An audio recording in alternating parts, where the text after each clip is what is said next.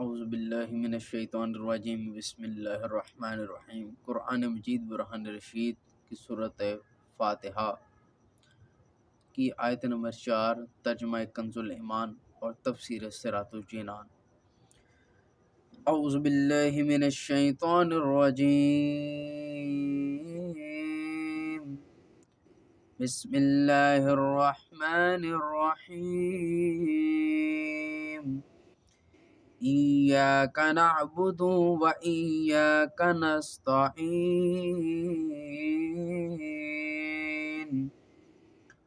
ترجمہ کنز الایمان، ہم تجھ ہی کو پوجیں گے اور تجھ ہی سے مدد چاہیں۔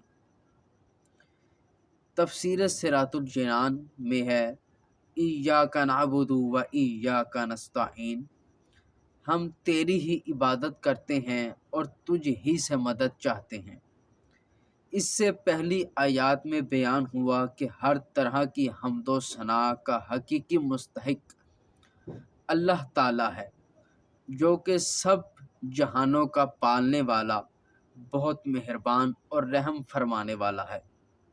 اور اس آیت سے بندوں کو سکھایا جا رہا ہے کہ اللہ تعالیٰ کی بارگاہ میں اپنی بندگی کا اظہار یوں کرو کہ اے اللہ، ہم صرف تیری ہی عبادت کرتے ہیں، کیونکہ عبادت کا مستحق صرف تو ہی ہے اور تیرے علاوہ اور کوئی اس لائق ہی نہیں کہ اس کی عبادت کی جا سکے، اور حقیقی مدد کرنے والا بھی تو ہی ہے۔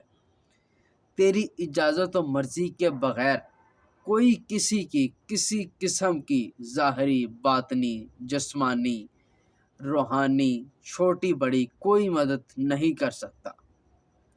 عبادت اور تعظیم میں فرق۔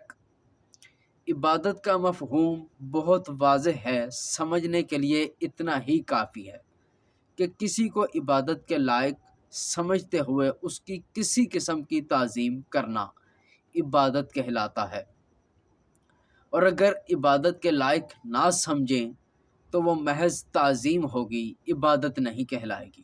جیسے نماز میں ہاتھ باندھ کر کھڑا ہونا عبادت ہے، لیکن یہی نماز کی طرح ہاتھ باندھ کر کھڑا ہونا استاد، پیر یا ماں باپ کے لیے ہو تو محض تعظیم ہے، عبادت نہیں۔ اور دونوں میں فرق وہی ہے جو ابھی بیان کیا گیا ہے۔ آیت ایاک نعبد سے معلوم ہونے والی اہم باتیں۔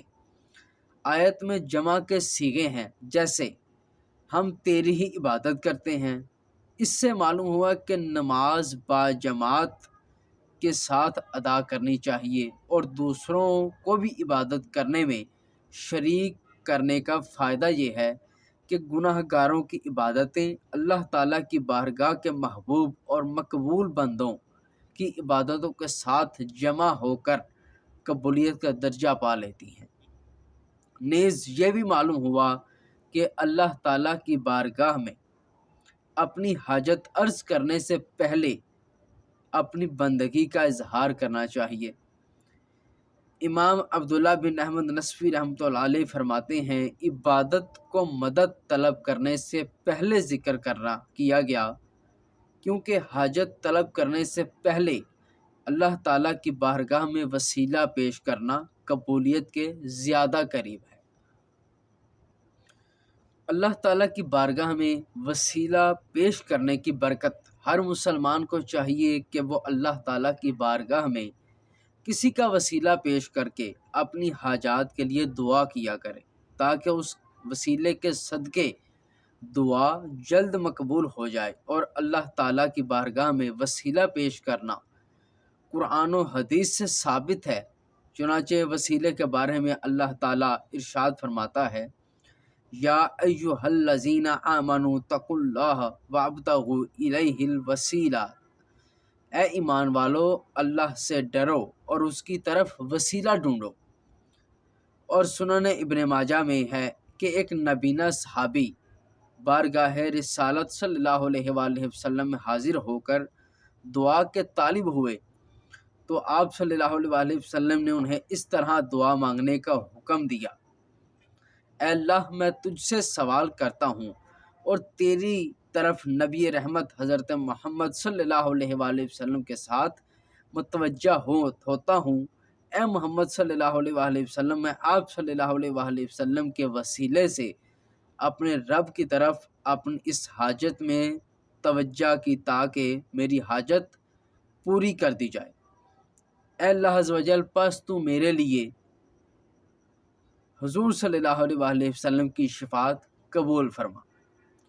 حدیث پاک میں مذکور لفظ یا محمد سے متعلق ضروری وضاحت اعلی حضرت امام احمد رضا خان فاضل بریلوی رحمۃ اللہ علیہ فرماتے ہیں، علماء تصریح فرماتے ہیں، حضور اقدس صلی اللہ علیہ وآلہ وسلم کو نام لے کر ندا کرنی حرام ہے، اور یہ بات واقعی محل انصاف ہے جسے اس کا مالک و مولا تبارک و تعالی نام لے کر نہ پکارے تو غلام کی کیا مجال کہ وہ راہ ادب سے تجاوز کرے۔ بلکہ امام زین الدین مراغی وغیرہ محققین نے فرمایا، اگر یہ لفظ کسی دعا میں وارد ہو جو خود نبی صلی اللہ علیہ وآلہ وسلم نے تعلیم فرمائی ہو، جیسے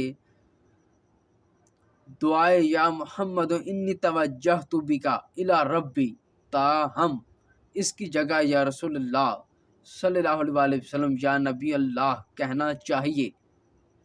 حالانکہ الفاظ دعا میں حتی الوسع تغیر نہیں کی جاتی۔ یہ مسئلہ مہمہ یعنی اہم ترین مسئلہ جس سے اکثر اہل زمانہ غافل ہیں، واجب الحفظ ہیں۔ وَإِيَّاكَ نَعْبُدُ وَإِيَّاكَ نَسْتَعِينُ، اور تجھ ہی سے مدد چاہتے ہیں۔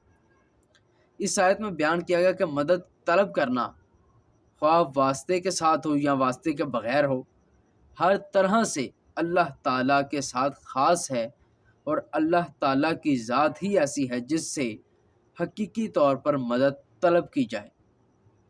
اعلیٰ حضرت امام احمد رضا خان فاضل بریلوی رحمۃ اللہ علیہ فرماتے ہیں، حقیقی مدد طلب کرنے سے مراد یہ ہے کہ جس سے مدد طلب کی جائے اسے بالذات قادر، مستقل مالک اور غنی بے نیاز جانا جائے، کہ وہ اللہ تعالیٰ کی عطا کے بغیر خود اپنی ذات سے اس کام یعنی مدد کرنے کی قدرت رکھتا ہے۔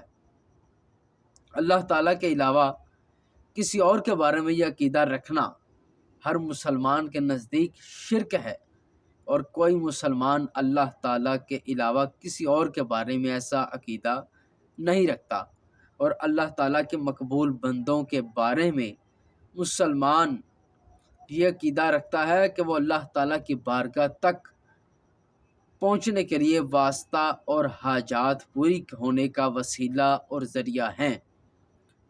تو جس طرح حقیقی وجود کے کسی کے پیدا کیے بغیر خود اپنی ذات سے موجود ہونا اللہ تعالیٰ کے ساتھ خاص ہے، اس کے باوجود کسی کو موجود کہنا اس وقت تک شرک نہیں جب تک وہی حقیقی وجود مراد نہ لیا جائے۔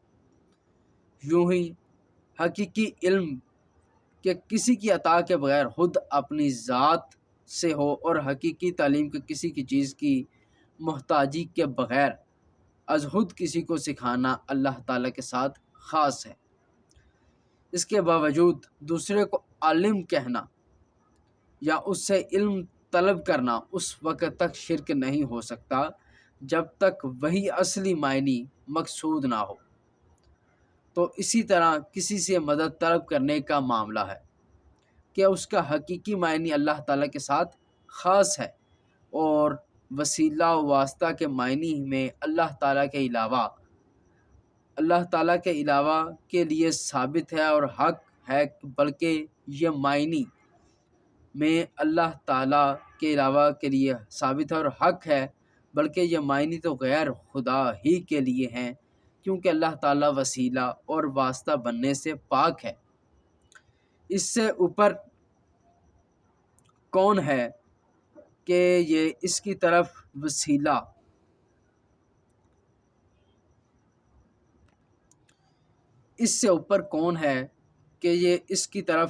اس کی طرف وسیلہ ہوگا، اور اس کے سوا حقیقی حاجت روا کون ہے کہ یہ بیچ میں واسطہ بنے گا۔ آمنت باللہ صدق اللہ مولانا العظیم و صدق رسولہ النبی الکریم الامین۔